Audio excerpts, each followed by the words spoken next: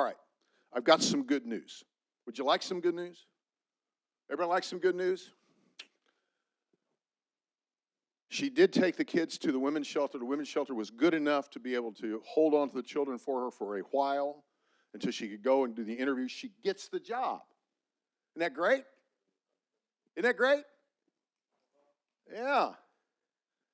Except they wanted to start on Monday. They really liked her. They really, really liked her. They had a big need for her. They wanted to start first thing Monday. I ask you again, what is she going to do with the children? Daycare is a great idea. It takes weeks to get into daycare, to get a child into daycare. Weeks. You got to be vetted.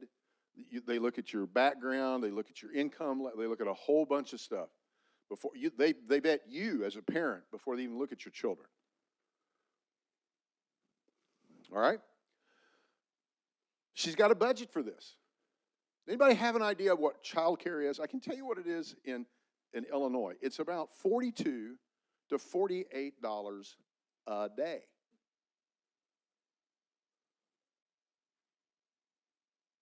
For a preschooler. Now, let's do some quick math. That's $200 a week, round number, right? That's the actual cost. And think about it. If you're going to leave a child there for 7, 8, 8.5 hours, the child has to be fed. You know, there's programs that have to be done. The state has a license that lets you, you got to do so much programming. You got to do all of this and that and the other thing. Got to have competent, trained staff. It costs a lot. So between $40 to $45 per day per child. Not only that, but she has this 6-year-old, the girl, who's going to be going to half-day kindergarten.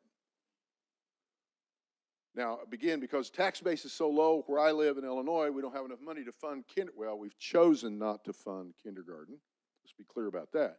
We've chosen not to fund all-day kindergarten, so we only have half-day kindergarten, which means that at 12:30, the kids are out. She's got to find some way to get her 6-year-old either back to the house or in some kind of care until she gets back home. Not only that, but again, remember, she's going to be this receptionist. She's going to have this receptionist job. She literally is the face of the company. When you walk in the door, you see Susan. And she realizes she's got to do a little bit to upper image right now. Got to have a little better clothing. Just got to, get herself together a little more. That takes money too. And she starts Monday. All right? Phone's back out.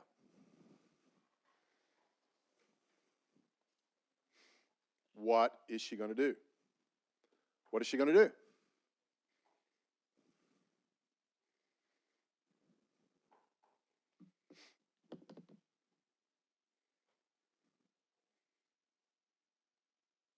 I mean, she got 4 days to make this happen. 1.5 working days. What's she going to do?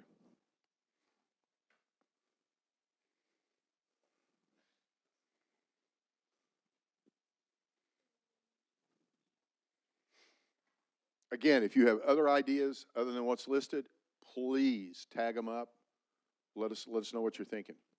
What can she do?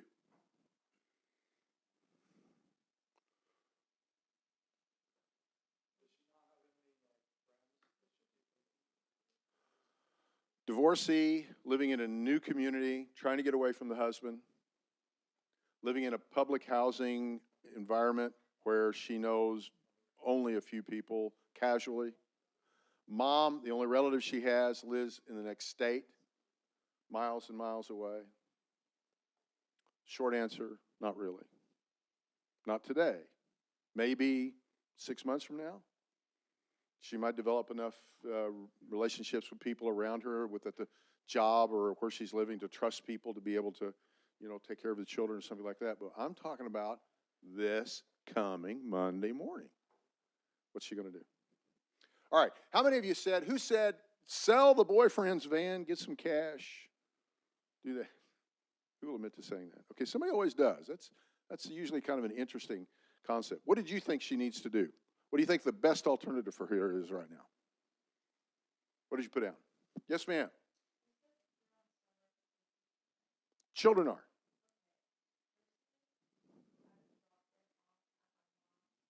Her mom lives in another state. Another state. In this case, it's more than 100 miles.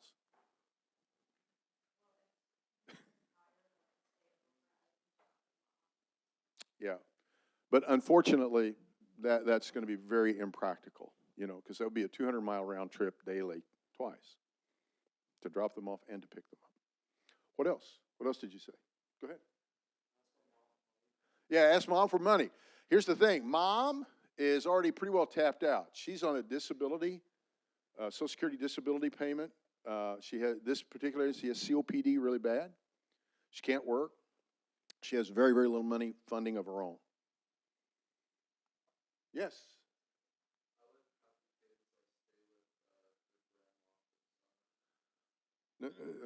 No grandma. That generation from Susan is non-existent. She doesn't have Susan does not have a grandmother. Yeah, but her mom can't. Again, she has COPD. She's disabled. She can't care for a 4-year-old and a 6-year-old.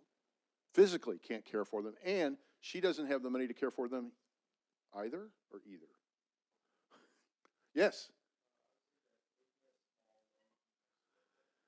Now there's something. Did you put that down? Okay, okay. Yeah, that might be possible, but he's probably thinking, okay, he's still living through that X thing. She's already got my van. Yeah, yeah, right. The answer is always no unless you ask, right? Yeah, that's not bad. Yeah. Yeah, see, here's the problem. All the credit was in her husband's name. She has no credit record. You can't get credit cards without a credit record. It's virtually impossible. You do a deposit. You put $500 in the bank, and then you get a debit card, and you pay that money back, and that's how you start that. Or you get a light bill or a phone bill, but she's in public housing. Yes.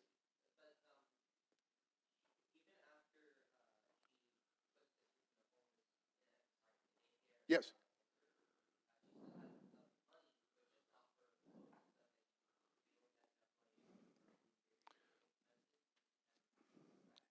I totally agree with you. When you realize that Susan's going to be working for $16 an hour, slightly above California's minimum wage here, she takes less than just right at $800, every 2 weeks home.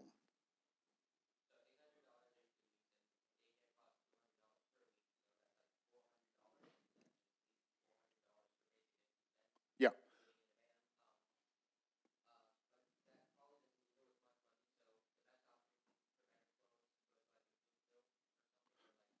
Very good idea. For the clothing and everything, that would be something that could very easily be done. We're going to shop for that. Here's the point I'd like to get to if I could, okay? If I could get to this point. Would you say Susan's in poverty? Oh, wait a minute. She's got a job. Next slide. Okay. She's got a job. She's working great. Everything's good, right? I'll tell you in a moment. If you want to know, I'll tell you what the end of Susan's story is here. You'll stop now, break? Let's do that. Let's take a break.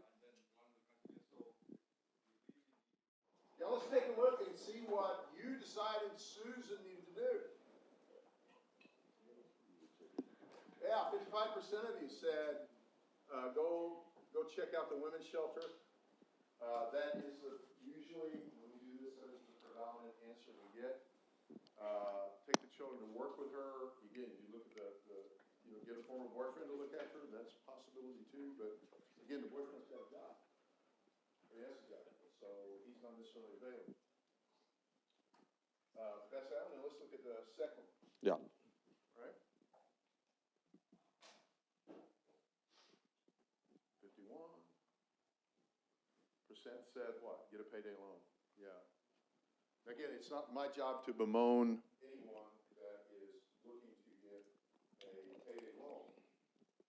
Because again, that's a legitimate business practice, business license, etc.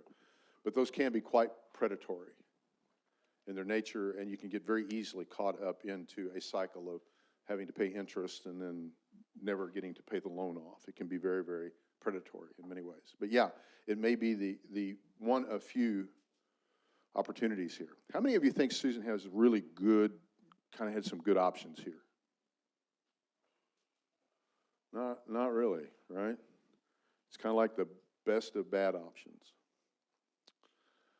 Anybody interested in how Susan's story ends? Would you like to know? Okay. I'll wrap it up fairly quickly for you. She made a decision that she was not going to pay the utility payments for the housing, okay? She was not going to pay the water bill, the electrical bill, the phone bill. Part of her lease says that she has to do that, all right? So she got notice of termination. And in the public housing situation and within the state of Illinois, you only have 14 days. Once they give you notice, you are out, and I mean they will come get you and put you out if you don't get out in 14 days. What that did is that precluded her then having to live out of her van, okay, out of the boyfriend's van. The kids and her were living in the van. She made some arrangements to get the kids managed during the day through some resources she had available through, kind of friend of a friend of a friend, through the women's shelter. So the kids were relatively taken care of, except for the fact that, again, she was able to keep the job. However, when she went to apply, she found another place to live. Actually, a little less expensive, believe it or not, than public housing. When she went to apply, they turned her down. Do you know why? She got evicted. She has a job, she has money, she can pay the rent, but because there was an eviction on her record from public housing, she couldn't get the place she was looking at. And by the way, that is quite frequent. Nobody that's in the rental business wants somebody who's been evicted. That is a red flag for sure. There's 100 other people wanting the place. Why would I pick you? Because you've already been through an eviction. Chances are you're going to put me through that. I'm not going to do that. Through some other situations, the Department of Children and Family Services, which is our children's services branch in Illinois, found out that the kids were living in the van. Long story short, Susan lost her children. They actually came and took the children away from her. They were concerned that she wasn't providing an adequate amount of support for them. Again, you can imagine what it would be like trying to live out of a van or out of a tent or out of a box or out of any of the other appropriations that you can see driving not 5 miles from here. And understanding how that is. She lost her children. She was suffering from a great deal of stress, mental illness. She got sick. Hospital bills, lost her job. Finally got herself put back together, and it took 3 years for her to recover enough of herself to where she could actually get her children back. Now, the point to all of this is simply, if you remember that first picture, Maria, nice uniform, smile, and all good, and the young lady that was selling materials outside the thing. When I ask you again, who is really in poverty? The young woman selling the vegetables had much more control over her life and her situation and circumstances in some ways than Maria did, the other young lady. That's very exemplary of Susan. So, poverty is relative, very relative. And this is something that I know Professor Madu has run into before. When you're in these subsistence marketplaces, communities, immediately if they think you're from the United States, right, you're a king or a queen. The land of milk and honey. Money just flows out of the floor. It just shows up everywhere. Everybody's rich in America, right? That's their cultural perception, which we know is not necessarily the truth. And so we want to be very careful as we go forward. Again, much of the material we've talked about is trying to give you this perspective. Now, quickly, we want to finish up some stuff here. Again, there's generational poverty, there's situational poverty. Situational poverty, many of you are not old enough to remember this, but just a few years ago, there was a devastating hurricane that came through New Orleans, Hurricane Katrina, right? And within 48 hours, people went from upper middle class, beautiful home in the 9th Ward to absolutely not having water to drink for weeks. No food, no availability, can't get out, transportation's blocked, cars underwater, the road's blocked. What are we going to do? Get up on the roof and pray somebody in a helicopter comes by and gets us. Situational poverty, all right? Then we speak to the idea of generational poverty, and this is where poverty becomes the culture, the endemic culture. Grandma and Grandpa had no education. They worked in labor or in field labor or in farms or other low wage jobs, and barely squeaked by enough and had 2 kids. And that's Mom and Dad. And my dad, he just, he didn't have a lot of education because he had to do a lot of work out on the farm and those kind of stuff. And, education wasn't well thought of in my home, et cetera, et cetera, et cetera. You get this idea of just, there's low expectations, just very low expectations. It's more about just getting by, surviving in the precipice of us and the environment. It takes everything we got on a day-to-day basis just to do that. Chances are good in situational poverty, in the idea of generational poverty, Mom and Dad probably never ask the children when they come home, let's see your homework. Let's help you with the homework. Why? They don't have the capacity to help. And that's here. That's here. Closer than you may even